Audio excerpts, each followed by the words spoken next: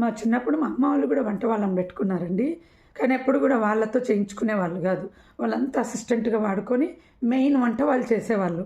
ఎలా అంటే ఇప్పుడు అత్తగారులు, కోడలుని పక్కన పెట్టుకొని అన్నీ కట్ చేపించుకొని వంట చేసినోళ్ళకి ఎప్పుడైనా క్రెడిట్ చూడండి. కూరగాయలు కట్ చేసి ఇచ్చే వాళ్ళకి క్రెడిట్ లేదు. ఇప్పుడు 7వ తేదీకి మా వంట పని చేయటము అయిపోతది.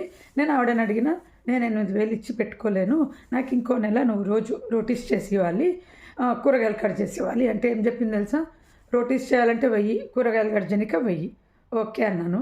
మొన్న నా బర్త్డే రోజు పలావ్ చేయించుకున్నానా, ఆమెతో కాదు నేనే చేశాను.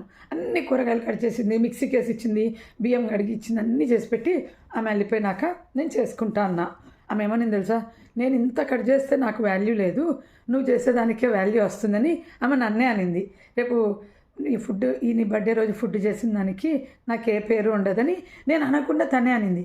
అప్పుడు నేను ఏమన్నాను తెలుసా? నువ్వు కలిపిన దానికే డబ్బులు ఎక్కువ తీసుకుంటున్నావు, కట్ చేసిన దానికి ఎక్కువ తీసుకోవట్లా. నేను అడిగినప్పుడు ఏమన్నా 1000 రూపాయలు ఇవ్వాలి కూరగాయలు కట్ చేయనీక, దీనికి రోటీలు చేయనీక 1000 అంటే నువ్వు 2000 తీసుకుంటున్నావు. నువ్వు 2000 తీసుకుంటున్నావా, నువ్వు ఇప్పుడు మా దగ్గర 6000 ఎక్స్ట్రా తీసుకుంటున్నావు. 6000 నాకు మిగిలిపోయింది కదా. ఇది మనిషి చేసే పని. వంట అంటే కూరగాయలకు 1000 తీసుకుంది ఆమె, రోటీలకు 1000 రూపాయలు తీసుకుంది, టిఫిన్కు రోజు చేసినందుకు 1000 రూపాయలు తీసుకుంది, టీ చేసినందుకు 1000 రూపాయలు తీసుకుంది నలుగురికి, పప్పు చేసినందుకు 1000 రూపాయలు తీసుకుంది, అన్నం చేసినందుకు 1000 రూపాయలు తీసుకుంది. ఇంకా చెప్తా ఉండండి, ఇంకా ఏం తీసుకుంది. అట్లా చూసుకున్నా కానీ 6000 అయింది. సరే, సాయంత్రం మళ్ళీ నలుగురికి రోటీలు సబ్జీ చేసినందుకు 2000, 8000 తీసుకుంది. ఇది లెక్క. ఒక్కొక్క పని అంటే నెలకు ఒక టీ ఇంకా అట్లాంటి హౌస్ వైఫ్కి ఎంత ఇవ్వాలో చూడండి. భార్యలకు చక్కగా నీకు ఎంత కావాలో చెప్పు, నెలకి ఇస్తాను, నువ్వు చక్కగా నాకు ఇంట్లో వండి పెట్టు. దీన్ని డబ్బుతో మాట్లాడడం అని అనుకోకండి. ఈ జనరేషన్కి ఇదే కరెక్ట్.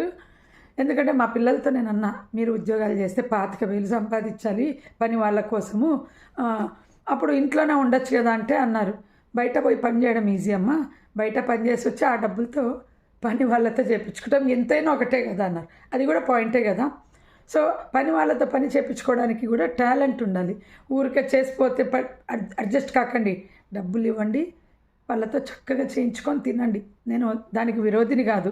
చాలామంది ఇళ్ళల్లో ఇలా చూశాను నేను, వాళ్ళతో పాటు వంట వాళ్ళతో పాటు వాళ్ళ పక్కన నిలబడి చేయించిన ఇళ్ళల్లో నేను తిన్నాను. ఎంత టేస్టీగా ఉంటుంది తెలుసా? పెళ్ళిళ్ళప్పుడు కూడా పెట్టుకుంటారు, ఎంత బాగా వండి పెడతారు. పక్కన మీరు లేకపోతే వాళ్ళు నీకు రోజు నేను ఎందుకు ఇంత రుచిగా వండి పెట్టాలి అనే మనస్తత్వం ఉంటుంది. చేతనైతే ఓన్లీ కూరగాయలు అన్నీ కట్ చేయించుకోండి, మిక్సీకి వేయించేసుకోండి.